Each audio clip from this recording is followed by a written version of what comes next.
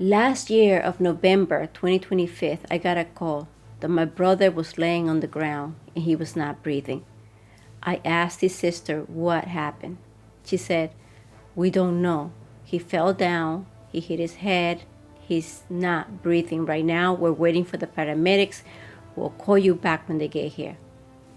She called me a few minutes later and she said that indeed he had passed away. I was devastated, and the only thing that I could think to do was meditate to see if my brother needed help crossing. The following information is the message that I received from him after his crossing to the other side. Welcome to Elevate Your Consciousness. My name is Virma. I am a spiritual teacher. I have psychic abilities. I'm able to communicate to the dead, to source, and to my higher self. After my parents were married, they were struggling to have children. And my aunt, who had already 3 other kids, she was having a hard time. So she asked my mother if she could keep one of her child. My mother said yes. She spoke to my father and they both agreed that they wanted to keep Manuel. A year later, I was born. And Manuel and I, we grew up like brothers and sisters. He was actually my cousin, but we loved each other like brothers and sisters.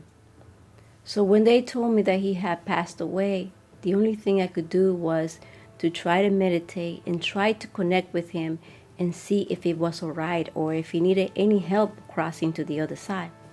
And in my grief, I ran to the bedroom, I went and I meditated, and I was able to connect with him right away.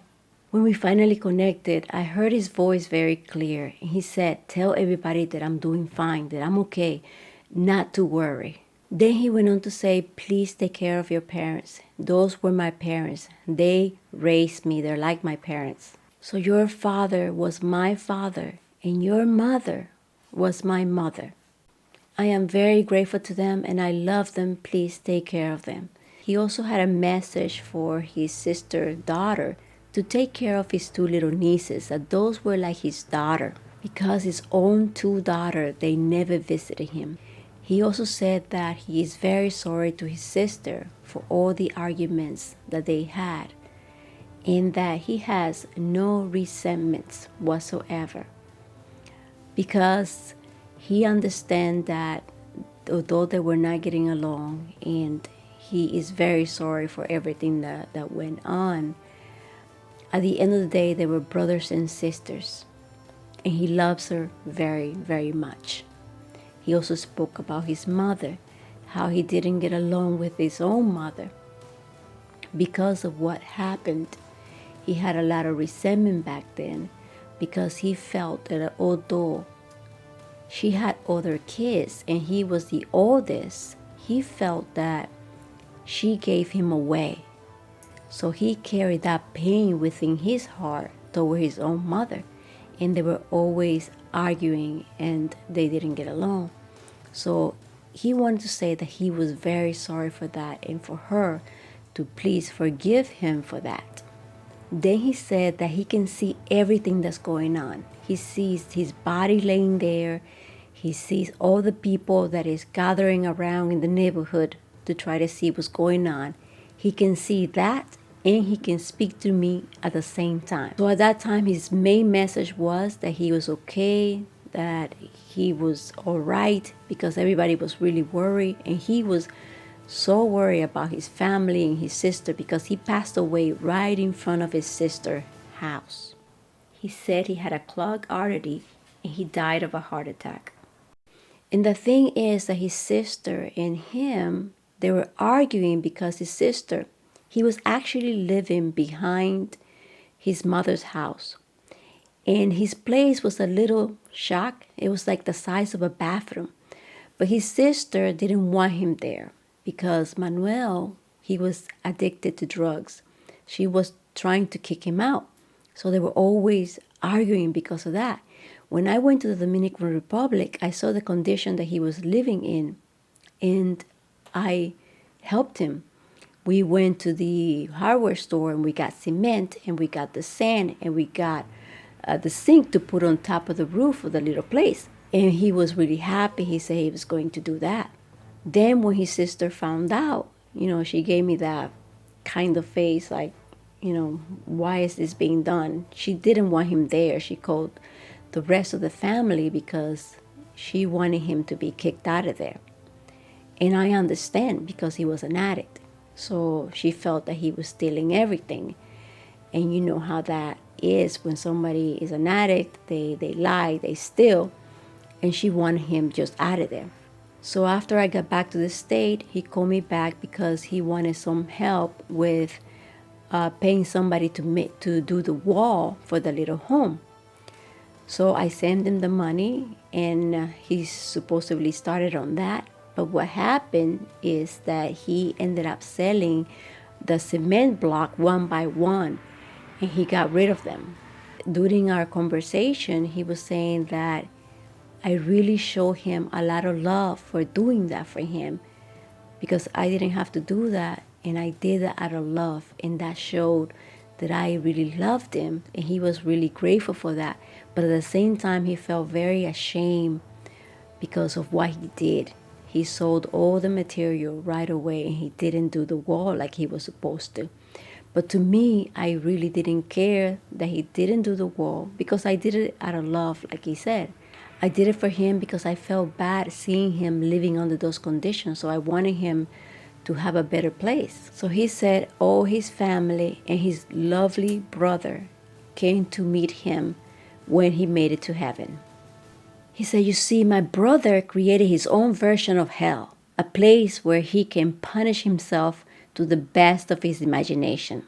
And he spent the equivalent of 2 years punishing himself in this self-imposed hell that he created according to his imagination.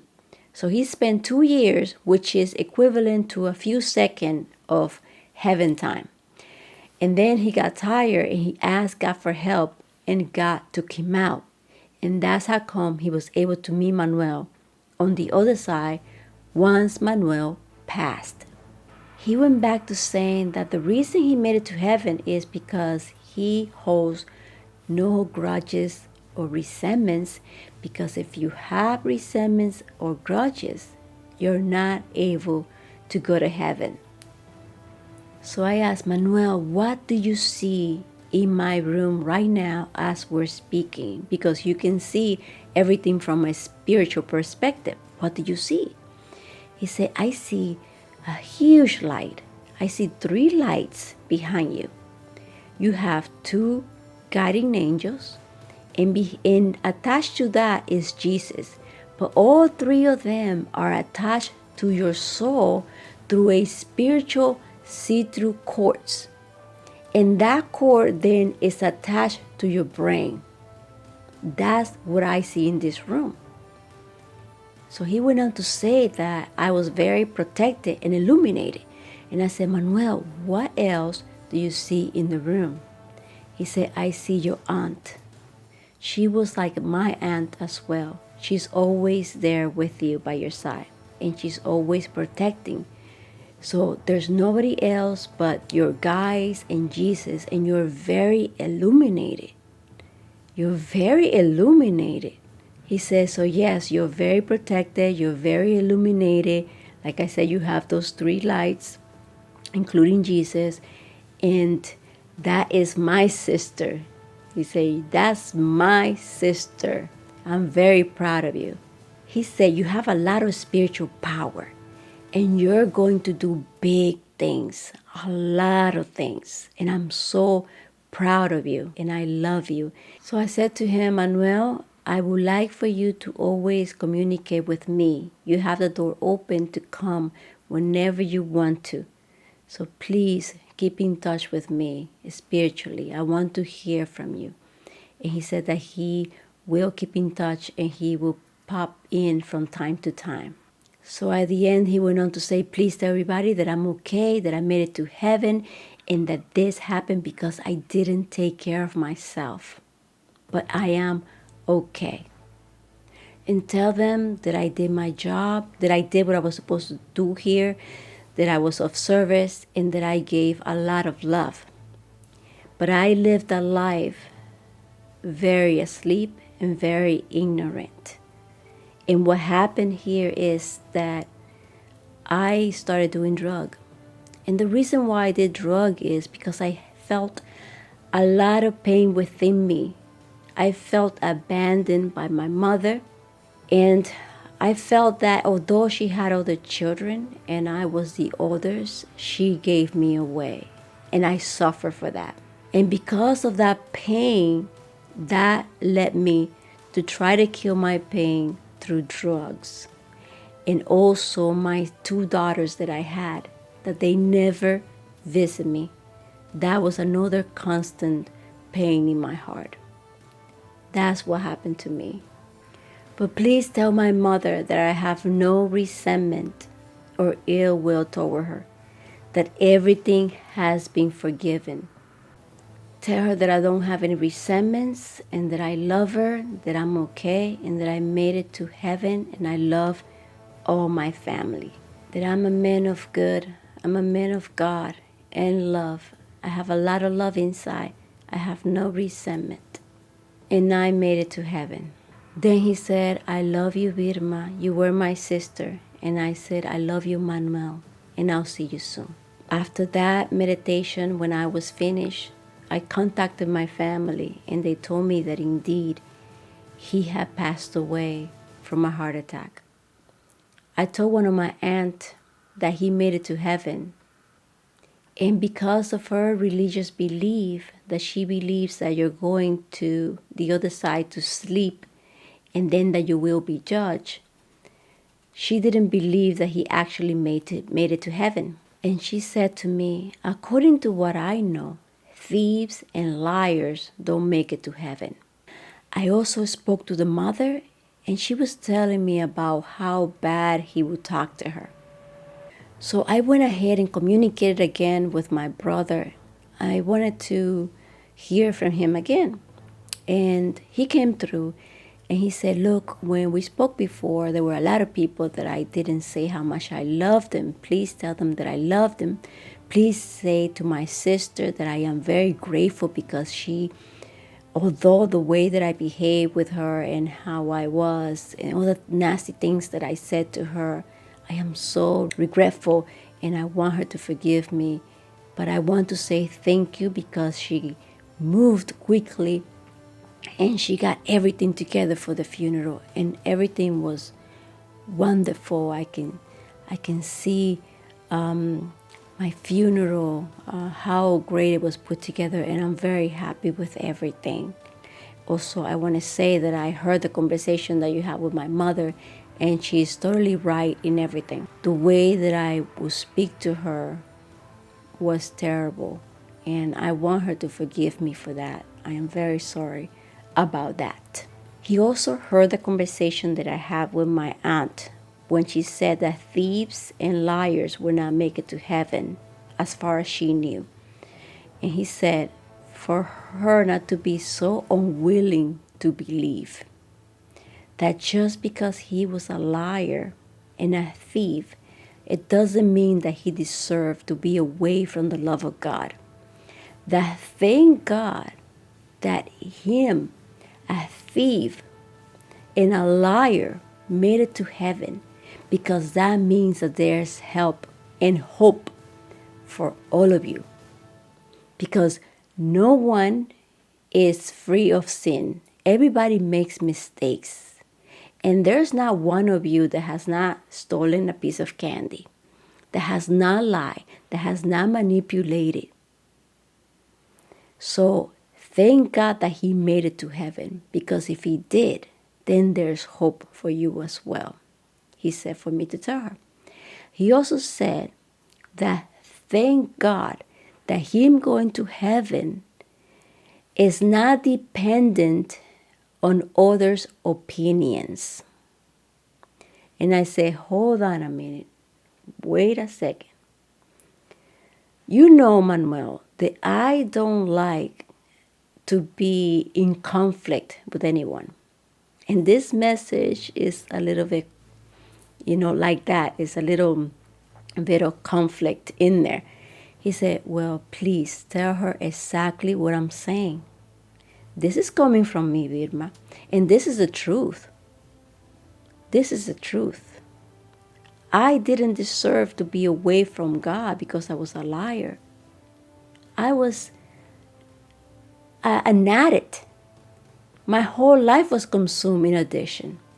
Yes. And I did anything and everything to get a fix, to get my addiction met.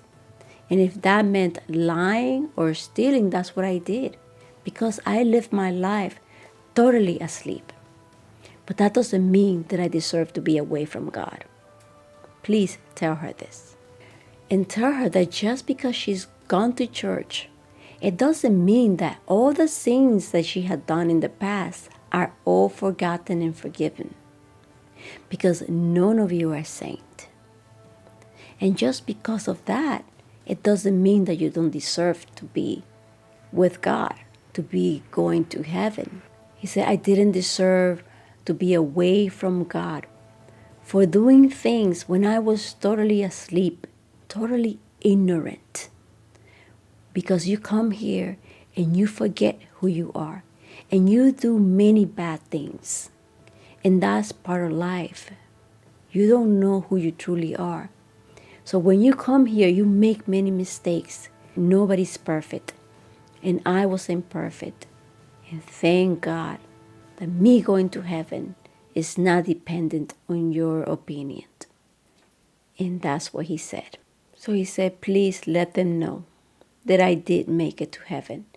So there was something else I wanted to ask him. I said, Manuel, how is it that right away when you were dead on the ground and I call you and you came here, how does that work? How did I even call you?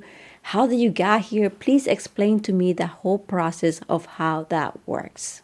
So he said, what happened is that when I passed, I went to heaven, I saw my family, and I was there for a very long time. Because time in heaven is very different than time here on earth.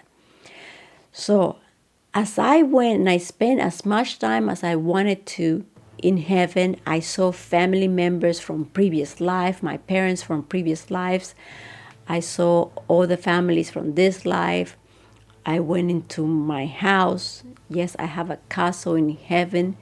And I did all of that. And then I had the opportunity to go back to my body that was laying there.